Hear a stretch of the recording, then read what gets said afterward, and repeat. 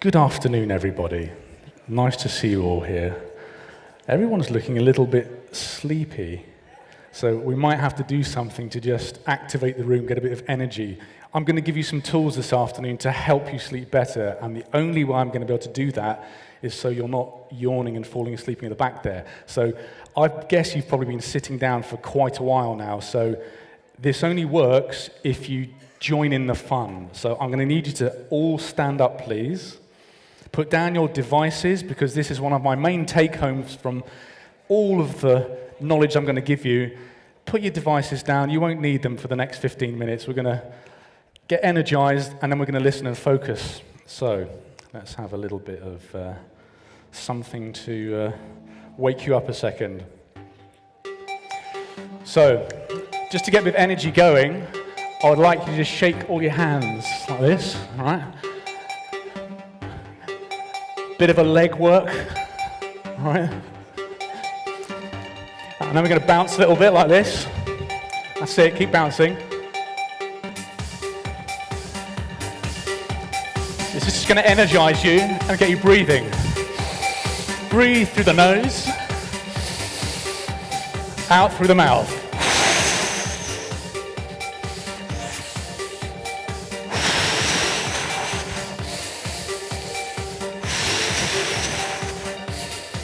How are we feeling? Starting to get some little tingles going there?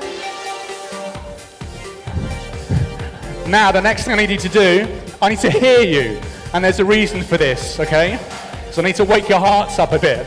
So, imagine your inner animal, and I need you to let it out. It's quite easy, you just roar, whatever you want to do. So, 1, 2, 3, 4, run! One more time, 1, 2, 3, 4. Okay, brilliant. Thank you. You can stay standing if you want to. It works better if you're standing because your whole body's going to work better, you're going to listen better, you're going to focus better. This is all about understanding how to manipulate your energy, your body, your mind to give you some tools to help you to sleep better.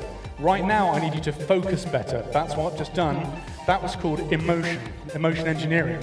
Emotion is energy in motion. So you understand what I've just done, right? I've got the emotions going, got the energy going. Thank you for indulging me.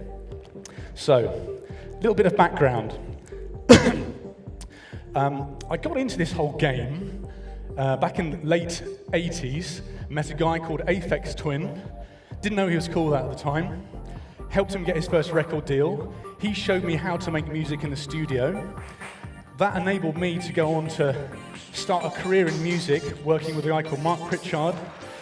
We recorded as Reload, Global Communication, Jedi Knights, solo as Cosmos. Moving forward, I released a bunch of compilation albums, solo album Life Tracks, and then more recently, a complete career change from DJing around the world, playing to millions, been to about 49 countries, watching, listening, tuning in to how people respond, react, feel music. This has been my pure inspiration in my entire career. It's been gathering this data, just observing how people respond and react to this incredible thing, music and sound that we all love. So, why on earth am I here today to talk about sleep? So, bottom line, we all need it, and we need a lot of it. And the fundamental problem we've got is that we're not getting enough. And this is something that everyone in this industry can relate to. We're predominantly night shift workers. This is a major problem. We're at odds battling our innate self. We all need to sleep naturally. When the sun sets, we need to go and sleep, but we don't want to do that. We want the lights on, and we want the lights flashing, and we want to stay up all night. This is a fundamental problem for our industry. And the amount of problems that this turns into is so relevant right now, particularly in the context of the recent events with poor Tim.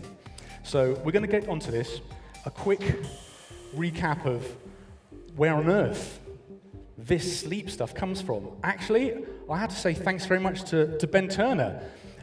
If it wasn't for a gig that he got me in 2011, working for a hospitality brand called Yotel, They hired me as their global sound architect and music curator. And in 2015, they presented me with this brilliant brief for a smart mattress. And they wanted me to create a soundscape for this campaign. They said, Tom, we need to get people sleeping. And that made me start thinking about the whole idea of music for sleep. Now, music for sleep, what exactly might that sound like? And what on earth would I need to do to get you into a state of feeling sleepy? And this opened the whole can of worms about what science was there that would help inform me what I can do to create a new experience for sleeping. This whole area is actually called service design, and it's something quite new in terms of design thinking.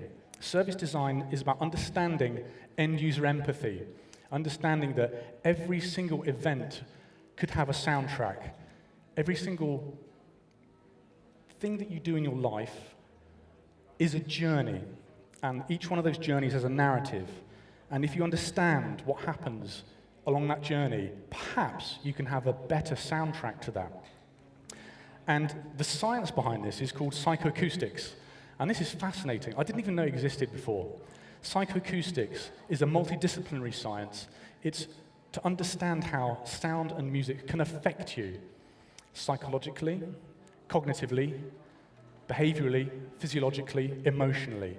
On all those levels, you can really understand what it is that's going on when a sound goes in here, makes an impact in here, and you feel it here, and it makes your body do things. So I was getting into understanding what I could do to create a soundtrack to make you sleepy. Now, what do you need to do to get to sleep? You need to slow down, calm down. Everything needs to chill out. But we're so hyper-aroused all the time. We're so connected all the time. What can we do to switch off? So I started understanding brainwaves and the frequencies of brainwaves, and that in a normal state. Now we're in, high alpha. We're pretty switched on here, absorbing, processing, quite engaged. But to get to the holy grail place of deep delta, what can I do to get you there? And there's a process called entrainment, neuromodulation, where I'll play a sound, and this sound will deliberately and intentionally start influencing your brainwaves, and the frequency of your brainwaves will start to pulse harmonically and sympathetically in time with it, and you will start falling into a sleep pattern. So this is the first piece of research that I did into sleep soundscapes. I'm also using a technique called entrainment to trigger the PNS relaxation response. That's the parasympathetic nervous system. And what happens is your body just says, okay, I don't need to fight or run. I can now just relax and chill out. That's what we're tuning into here. I'm triggering your relaxation, chill out mechanism. What happens is your heart rate slows down, your respiration rate comes down, your blood pressure comes down, and your stress levels come down. Ultra important. I'm also using autonomous sensory meridian response, which is the whispering sounds that people are getting obsessed with on the internet right now. This is a strange phenomenon, but it actually works. What's happening is the proximity to your ears is creating a tingle effect in the back of your head, and it relates to what happens when you're a kid and you're being stroked by your parents or they're whispering to you. So it's a very interesting technique. Combining with ambient sounds, that's really what's going on with the ambient soundscapes. You can sit down now if you want and relax. Have some water if you have it. Very important, keep hydrated. I got really inspired reading Arianna Huffington's book, The Sleep Revolution. That was in 2016. And I think globally at the moment, we know that sleep is a big problem, and we've just noticed that it's becoming accelerated to a level of knowledge around the planet. In 2017, Professor Matthew Walker released Why We Sleep, The New Science of Sleep and Dreams, and that was unbelievable. It's the Bible for me of the deep science behind what sleep really is, understanding sleep architecture, how to understand this whole weird process of what happens when we become inactive and we switch off. The problem is, we're all affected by it. On average, we're only getting 6.5 hours sleep. That's a massive problem. So what can we do about that? Well, understanding what happens if you don't get enough sleep is very bad. This is the bad slide. Okay, I'm going to move forward from this, but this is the bad stuff. It will get better after this, but this is the really bad stuff. And there's one up here that, gentlemen, you don't want to look at that too long, but that's the first time I went to see Professor Matthew Walker. He said, gentlemen, if you don't get enough quality sleep, your testicles will shrink and you'll have the virility of a man 10 years your senior. We don't want that. That's not a good look, right? So, it's very bad. Inflammation, irritability, depression, high blood pressure, forgetfulness, premature aging, obesity, diabetes, Alzheimer's, dementia, cardiovascular disease, anxiety, and cancer. The bad stuff. Right. New research, and this is very pertinent to what happened recently with our discussions about mental health. There is now a clear link between circadian disruption and adverse mental health and well-being outcomes and impaired cognitive function. What is circadian disruption? That's when your body can't differentiate between activity and inactivity. That's day and night. It's that simple. If we're staying up all night, how can our bodies know when to shut down and switch off and to become inactive? There will be a guarantee of a likelihood of major depression, bipolar disorder, mood instability, higher neuroticism, subjective loneliness, lower health satisfaction, lower levels of happiness, slower reaction times. There are some things we need to do about this. And that was a study, by the way, of 91,000 people. I'd say that's pretty conclusive that mental health is categorically affected by night shift work and sleep disruption. Guys, we've got to be careful, okay? This is where it gets better, okay? I'm going to talk now very quickly about all the positives. So, I love this quote.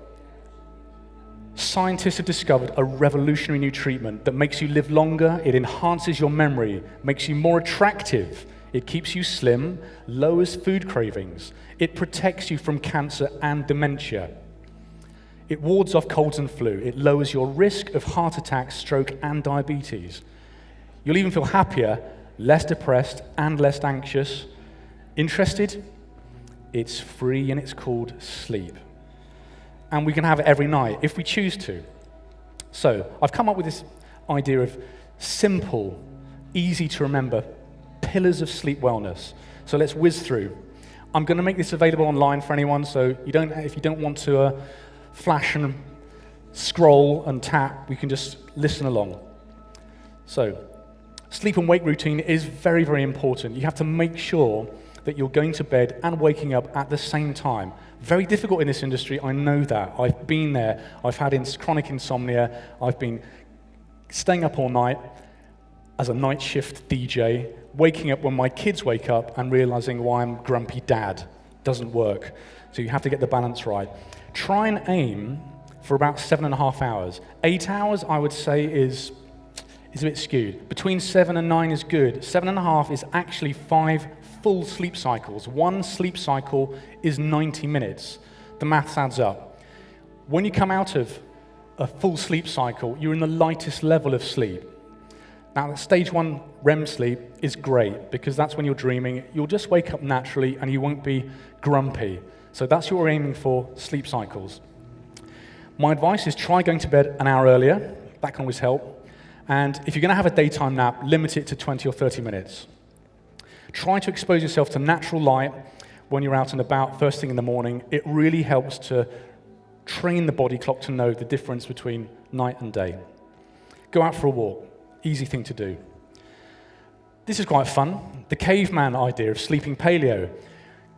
He got up in the morning from his east-facing cave. The sun woke him up naturally. He went out hunting and gathering, came back to the cave at night, went to sleep in his cool, dark cave. Try and remember, think paleo for sleeping paleo. Cool, dark cave is where you want to be. With hydration, it's absolutely crucial. 6 to 8 glasses of non-caffeinated fluids throughout the day if you can help yourselves to get that better night of sleep. Okay, it's really, really crucial. Keep hydrated. Breathing. Now, we don't breathe correctly, so a bit of help and assistance on breathing is always useful. I really like 4/4 box breathing because as a DJ, it's very easy to count to 4 when you're DJing. So 1, 2, 3, 4. This is how you do it.